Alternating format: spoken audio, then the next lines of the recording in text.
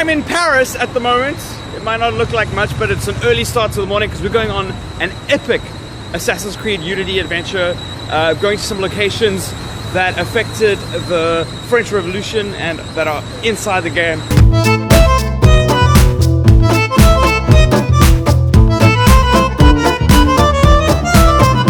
Excuse my French, and I'm not talking about swearing, I'm talking about how I speak. But we're in the Saint-Le-Chapelle, I think that's right. As you can see, it's this gorgeous chapel. And these are locations inside the game which we'll be visiting. And they've rendered these quite accurately to what we're seeing here. And that's not just the Saint-Chapelle.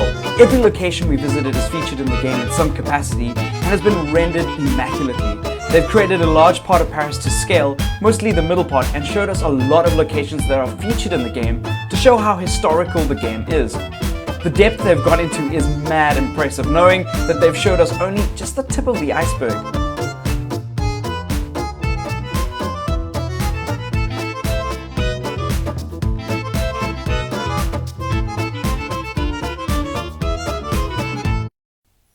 Let's take a closer look at the Notre Dame.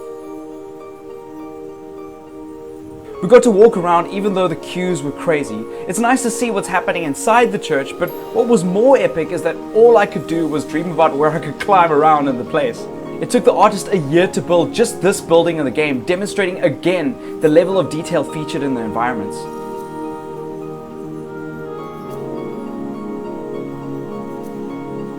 The Pantheon was another building we checked out. Originally a church which stored St. Genevieve's relics, it's now a mausoleum which has the remains of a few distinguished French people.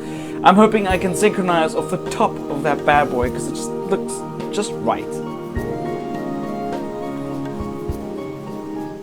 We got to topple the trip in the Musée de l'Armes, which houses weapons used during the Revolution. The French Revolution is an exciting time period for this type of game, and I think that the history behind the game is so relevant today.